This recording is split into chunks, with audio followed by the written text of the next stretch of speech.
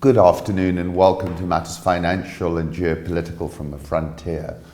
And no, it is me, but I decided to wear a suit today because I had a couple of formal interviews, so nothing more or subtle in the messaging. Of course, hoping that you're all safe and sound in these very difficult times. Let me start with Bitcoin, which is on a bit of a roll. Last trading at 9,320.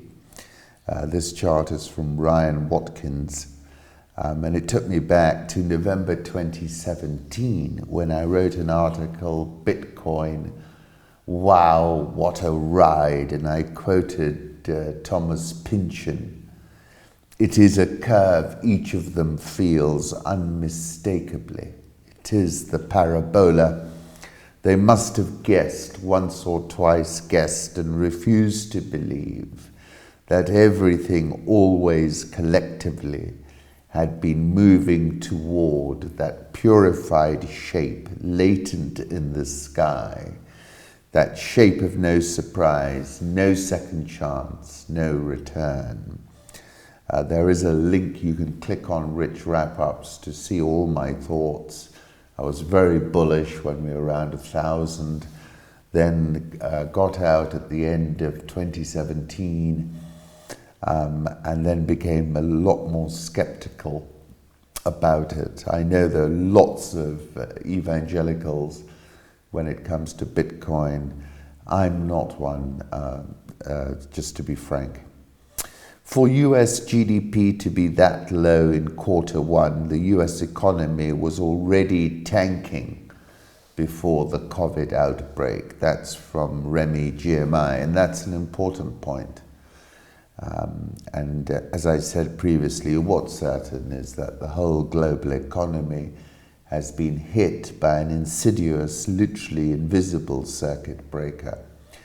I see Mnuchin is talking about enormous pent-up demand. There isn't any. You can ignore him.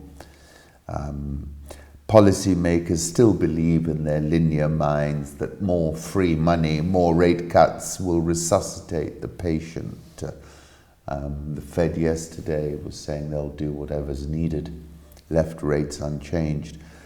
But I don't think that particular medicine is going to work. How do you further juice a market if you've cut rates to zero and gone QE unlimited already, asks Northman Trader. And indeed, that's the question. The virus is not correlated to endogenous market dynamics, but is an exogenous uncertainty that remains unresolved. I saw Dr. Anthony Fauci give his imprimatur to the Gilead vaccine. I remain skeptical of that as well. There is remarkably little speculation about a potential second wave of COVID-19. And I think this is practically a racing certainty. This is Fongan FX. I'm rather reluctant to enthusiastically join "there is light at the end of the tunnel" party, he says. As I said previously, I think in February, a V-shaped recovery, in my view, is a fantasy. As many of China's major trading partners shut down in April, new export orders fell back to near 12-year lows. That's from David Inglis. S&P now is down 2.6% over the past 12 months, which, considering that we've moved from Goldilocks to biggest, quickest and broadest global recession since the 1930s, is a bit weird, says Robin Wigg. Big tech has become too big to fail thanks to coronavirus. Amazon has been an essential service keeping households supplied during the pandemic. Alliance between Apple and Alphabet's Google on contract tracing is seen as key to reopening economies, and it's really been a winner-takes-all, software eats the world. And I think that's also aligned with the world of quarantine, the way we live now, and the new 21st century that we find ourselves in. Rest in peace, Irfan Khan, and in my opinion, and his best film is an Asif Kapadia movie called The Warrior, though he was equally good in many other movies, including Miranaire's Salam Bombay, which is a rather dark film, but unputdownable for that. These are the stunning snow scenes at Afri-Ski in Lesotho this morning. This is via Storm Report, South Africa. And it looks very much like a fairy tale, doesn't it? I've never been. I'd love to go. Here is another photo of the moon I took last night. I added more detail using Lightroom. Hope you like it. Antonio Paris.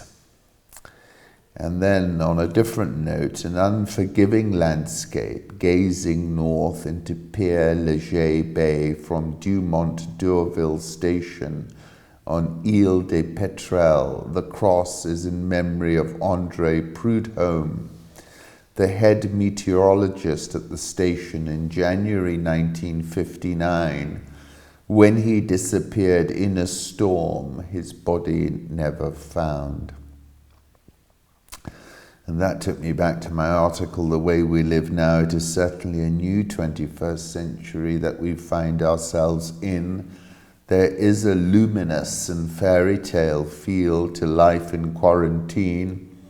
And as you know, most fairy tales have an oftentimes dark and dangerous an unspoken undercurrent. And then I quoted too, Vias Naipaul, you felt the land taking you back to what was there 100 years ago, to what had been there always. Don DeLillo, everything is barely weeks, everything is days, we have minutes to live. We all want to believe in impossible things, I suppose, to persuade ourselves that miracles can happen. Paul Auster, The Book of Illusions via Inade Bray. The saliva of COVID-19 patients can harbor 500 billion virus particles per teaspoon, and a cough aerosolizes it into a diffuse mist. Well, the Washington Post story about how droplets spread on aeroplanes wins the award for GIF most likely to give me nightmares forever. There are more than 2 million active cases. This is Remy GMI. Global daily growth has been consistently above 75,000 since March 31. Remy again. Total COVID cases worldwide, 3.19 million. Total COVID deaths worldwide, 226,882. Total recoveries, 925,070. And 24th of February, I was saying the viral moment has arrived, and you can see from those data points it has. Interesting thread on fast elimination of COVID-19 using sewage testing with logarithmic searching. This is from Crowd v Bank. I think in many ways this is a silver bullet for identification of hotspots, and then you can allocate resources into the area. COVID-19 is also readily detectable in the stool pile of poo and in sewage.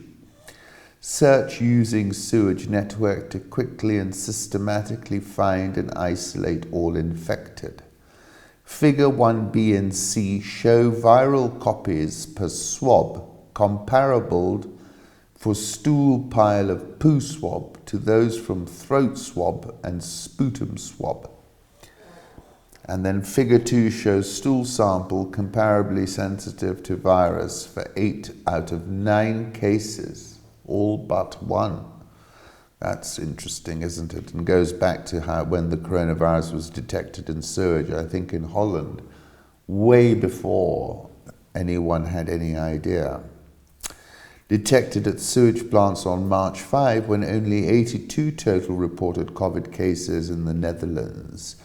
Detected in Amersfoort prior to any reported cases. And I think, particularly in Africa, and I know the sewage system is not exactly 21st century, but you can, if you allocate resources into that, you could very quickly identify where your problems lay. I've written about the COVID-19 in a rolling, sudden, hard stop. And of course, 1st of March, I was looking into the origin of the COVID-19. There's always more to it. This is what history consists of. It is the sum total of the things they aren't telling us. Don DeLillo in Libra, brilliant book. China has stepped up its diplomatic offensive over Australia's demand for an inquiry into the origins of COVID-19 and reports that Western spy agencies are investigating a Wuhan virus research facility. Bilateral relations have sunk to their lowest point for years over efforts by Australia to mobilize international support for an independent probe into the source of the coronavirus and the handling of the initial outbreak by China and the World Health Organization. Scott Morrison said on April 29 that such an investigation is entirely reasonable and sensible as COVID-19 infections pass the 3 million mark with 200,000 associated deaths worldwide. He said an independent probe was in the global interest. Beijing's ambassador in Canberra, Cheng Xingye, hit back at Canberra's earlier call for a probe with threats of economic retaliation in an interview in the Australian Financial Review, hinting it would target key Australian sectors like trade and education. Maybe the ordinary people will say, why should we drink Australian wine, eat Australian beef, Cheng said. The parents of the students would also think whether this is the best place to send their kids. China was Australia's most important trade partner in 2018-2019, with the two sides' trade worth $235 billion. About 38% of foreign students in Australia come from China. Marissa Payne cautioned Beijing against using economic coercion to deter a coronavirus probe. Who I follow on Twitter, Australia is always there making trouble. It's a bit like chewing gum stuck on the sole of China's shoes. Sometimes you have to find a stone to rub it off. And the Global Times accused Morrison of panda bashing and adventurism that could damage relations beyond repair. Scott Burke, what are the odds that a SARS-like coronavirus with overlapping genetics from HIV mutated and crossed over into humans? And conversely, what are the odds it leaked out of the laboratory? As I said in that article on the 1st March, if they can get you asking the wrong questions, they don't have to worry about the answers. And a paranoid is someone who knows a little of what's going on. Why the coronavirus is so confusing. This is the Atlantic. Trump remarked, you can call it a germ, you can call it a flu, you can call it a virus, you can call it many different names. I'm not sure anybody even knows what it is. A virus called SARS-CoV-2 that is closely related to the original SARS virus. We've never faced a pandemic like this before, so we don't know what is likely to happen or what would have happened, says Zoe McLaren. Scientists have identified about 500 other coronaviruses among China's bat species. There will be many more. I think it's safe to say tens of thousands. There are no signs of an alarming mutation we need to be worried about, Grelinsky. For now, the world is facing just one threat, but that threat can manifest in many ways. SARS-CoV-2 is the virus, COVID-19 is the disease that it causes. The two aren't the same. The disease arises from a combination of the virus and the person it infects. and the society that person belongs to. Estimates of its case fatality rate, the proportion of diagnosed people who die, have ranged from 0.1 to 15%. It's frustrating to not have a firm number, but also unrealistic to expect one. The CFR's denominator, total cases, depends on how thoroughly a country tests its population. Its numerator, total deaths, depends on the spread of ages within that population, the prevalence of pre-existing illnesses, how far people live from hospitals, and how well staffed or well equipped these hospitals are. The variability of COVID-19 is also perplexing doctors. The disease seems to wreak havoc not only on lungs and airways, but also on hearts, blood vessels, kidneys, guts, and nervous systems. Interestingly, recovered virus patients retest positive due to dead virus fragments. Yonhap News, South Korean health experts said Wednesday that recovered coronavirus patients may have tested positive again due to traces of virus fragments that have been inactivated. RNA fragments still can exist in a cell even if the virus is inactivated, they said in a press release. It is more likely that those who tested positive again picked up virus RNA that has already been inactivated. As I said previously, there is something karmic in this COVID-19. Similar story in China. China's early patients unable to shed coronavirus. Why, he asked, did tests say he still had the virus more than 2 months after he contracted it? Chinese doctors in Wuhan, where the virus first emerged in December, say a growing number of cases in which people recover from the virus but continue to test positive without showing symptoms is one of the biggest challenges as the country moves into a new phase of its containment battle. Those patients all tested negative for the virus at some point after recovering, but then tested positive again, some up to 70 days later, the doctors said. President Trump has accused the World Health Organization of misleading the US and working for China. This is a short clip from Sky News. As I've said and written about, WHO is captured. Millions of lives will have been trifled with. And in my view, the game is up. That does not detract from Trump's performance, but I'm just looking purely at WHO's performance. Currency markets, the dollar index back below 199.573, but interesting, little bit of a further rebound in the real, in the South African rand, and in the higher beta currencies. Euro 108.70. Over 50% of malls with department stores are predicted to close by 2021, real estate services firm says. And this also ties in with IATA Director General. March was a disastrous month for aviation. Worse, we know that the situation deteriorated even more in April, and most signs point to a slow recovery, he said. And this is the move from a world of hyper-connectedness to a world of quarantine. And it's not like flicking a switch. Even if Trump and everybody else came out and said it's all cool, get out, enjoy yourself, I don't think it's going to happen like that. I think people will be far more cautious, and that's what I wrote about in The Way We Live Now. Crude oil rebounding quite spectacularly, now at $18.15. It's crazy that you'd call a rebound up to $18.15. These red dots represent fully loaded oil tanker ships stranded at sea due to no global demand for oil. Approximate cost per day per ship is $30,000 sub-nut. As I said, we're now entering the twilight zone for a lot of oil producers. And what I do know is this regime implosion is coming to the oil producers.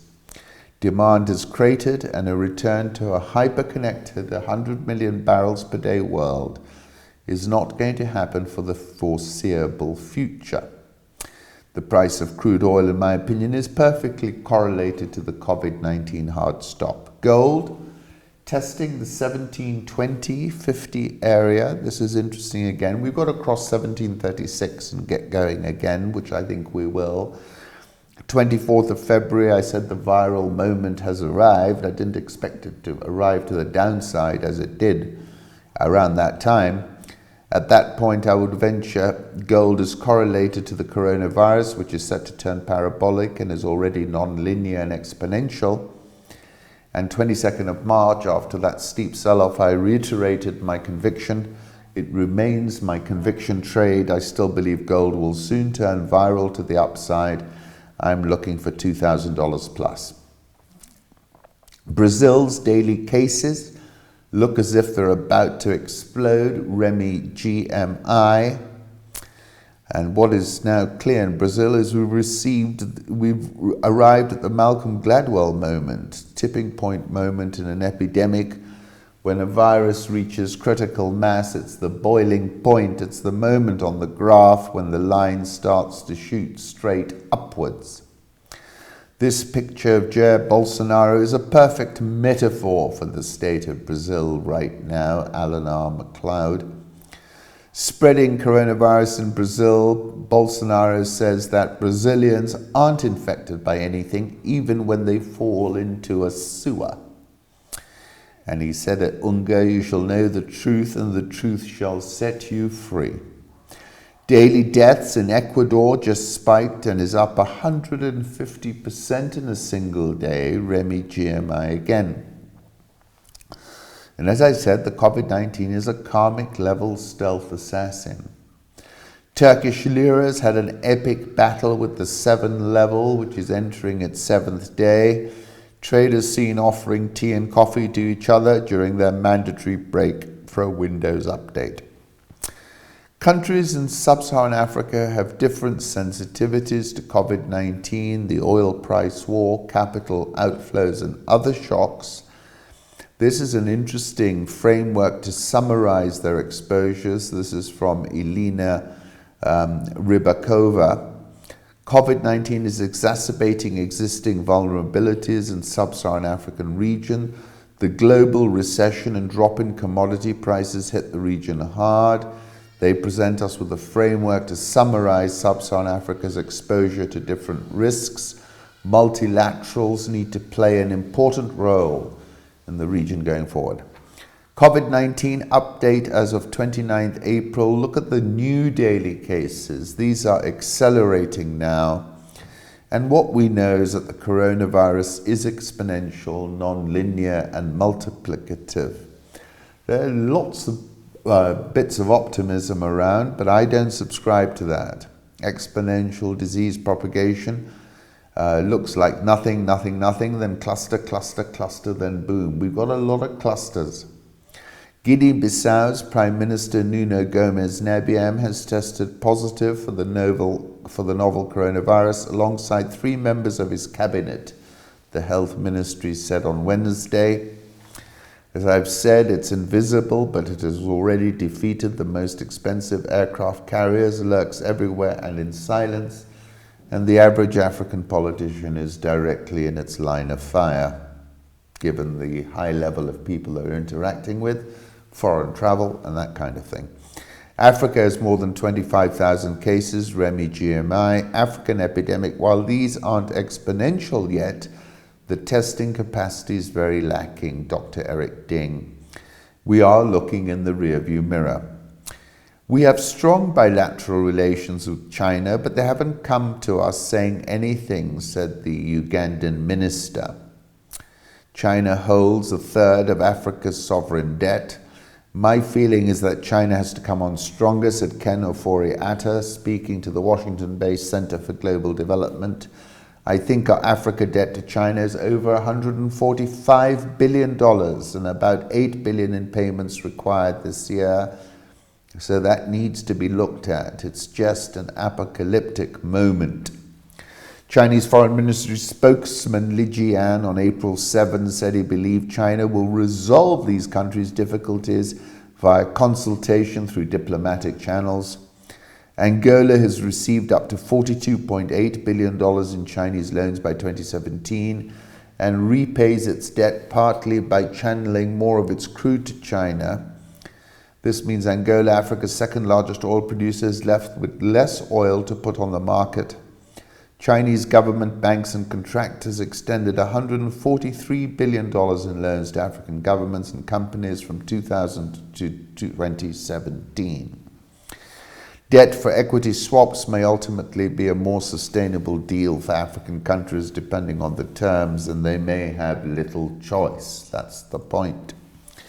In a notable example, state-owned China Merchants Group bought back half of a port in Sri Lanka in 2017 after the Sri Lankans fell behind in repaying $1.5 billion in loans from Beijing, the Hambantota moment.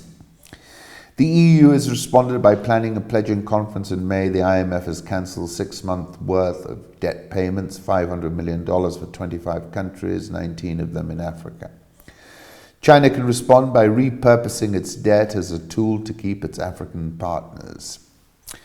And I touched on this entire subject in an article called The End of Vanity, China-Africa Win-Win.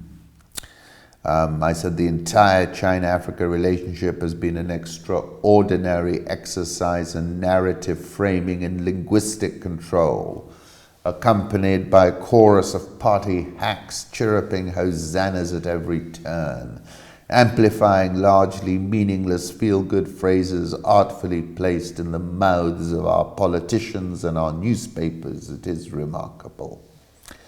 I referenced the FOCAC speech of President Xi Jinping. September has just set in Beijing, bringing with it refreshing breeze and picturesque autumn scenery. The ocean is vast, it rejects no rivers. 2nd of September 2019, I was talking about the China EM frontier feedback loop phenomenon, and I said the phenomenon was positive for the last 2 decades, but has now undergone a trend reversal. And the Rand is the purest proxy for this phenomenon.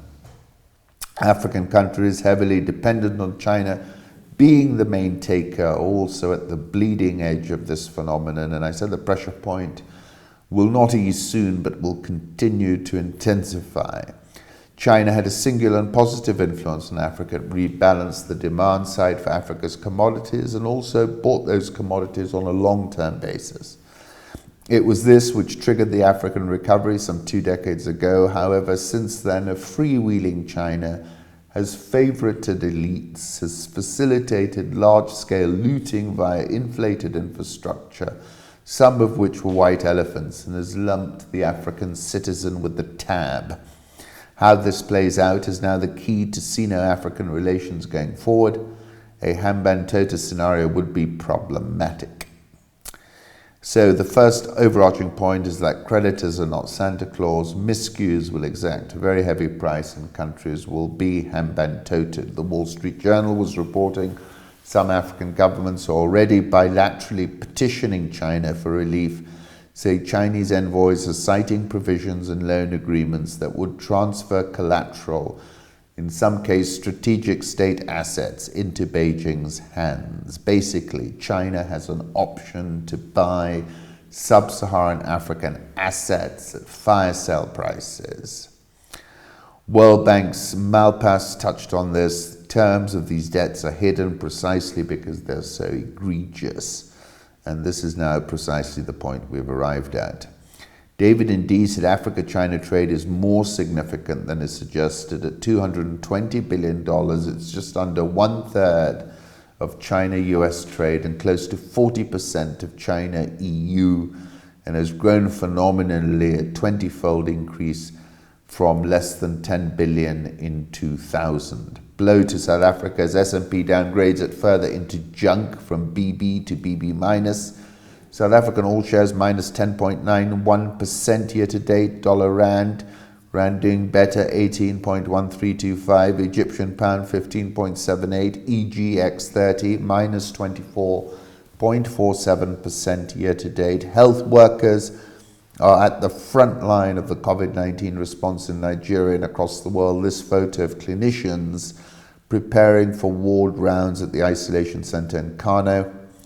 Nigerian All Share minus 14.8% year to date. Ghana's stock exchange minus 3.74% year to date. Zimbabwe's central bank said on Wednesday it would cut its main lending rate to 15% from 25% effective May 1. Zimbabwe, of course, is in complete disequilibrium. This is largely meaningless. The greatest safari adventure ever spans 4 African countries. And this is so... Growing up, my dad piled us, me, my mom and 2 sisters, into his creaky old Land Rover and hauled us unwillingly to national parks around the country. I did that to my daughters. Like most teenagers, my sisters and I didn't appreciate the family trips and moaned about the hours spent in a loud, chugging old car with hard seats, no AC, and thick windows that whined when you rolled them down. At the time, I didn't realize how privileged I was to witness an elephant stride freely through the tall grass, something that many South Africans, let alone foreigners, never get to see. I became acutely aware of how much I craved it. I itched for those effervescent mornings when we'd roll out of bed as the sun was beginning to streak the sky and climb into the car, sleepy-eyed, carrying condensed milk coffee in travel mugs and homemade bacon and egg rolls in search of aardvarks and African pangolins. I wished for the gentle, lethargic evenings and the familiarly dusty, sometimes dewy smell of the landscape. I missed the birds, the constant, almost mundane coo of the turtle dove, the lonely call of the fish eagle, and the overwhelming sense of space. I'm awaiting the days when I can breathe in that earthy smell again, but more importantly, I'm anxious to support the tourism industry of my continent. That is a hard stop through the whole year. Thousands of communities in Africa rely heavily on the income that tourism generates. I would rent a magnificent house like Singita's Castleton's private use lodge in the Sabi Sand Game Reserve at the southwestern section of Kruger National Park. We'd stay at the newly overhauled Namiri Plains, a remote tented camp that opened in 2019 in the eastern Serengeti. This is a photograph of elephants near Singita's Sabi Sand Lodge. This is a photograph of Cape Town, where the lady comes from. This is Kruger National Park. This is a suite at the Singita Sabi Sand. Here is an aerial view of Victoria Falls on the Zambezi River. I've never been there. I'd love to go there. This is a tent at the Namiri Plains, which looks lovely. More than 20 of the drivers entering the country from Kenya tested positive for COVID-19. Museveni made the announcement after more than 20 of the drivers entering the country from Kenya tested positive for COVID-19. The route from the Kenyan port city Mombasa is vital for transporting food, medicine and other essential goods to Uganda, Rwanda, South Sudan and the east of the Democratic Republic of Congo. As we know, viruses exhibit non-linear and exponential characteristics, and connectivity, and this is the artery for this part of the world, increases fat-tailedness. This was known as the AIDS highway many years ago. Central Bank of Kenya cut its benchmark lending rate again to 7% from 7.25%. But, you know, the virus is an exogenous uncertainty that still remains unresolved. World Bank predicting 1.5% growth in 2020 in the baseline scenario, with a potential downside scenario of a contraction to -1%. I'm looking for -3%. Kenya economic update. Kenya's PMI fell below the 50-point mark for the second consecutive month, dropping from 53.3 in December 2019 to 37.5 in March 2020. Nominal exchange rate of the shilling against the dollar has depreciated by 4.2% between February 28 and April 14. Nairobi All Share is -15.74%. NSE20 is -25.89%. And with that, I wish you a fantastic long weekend.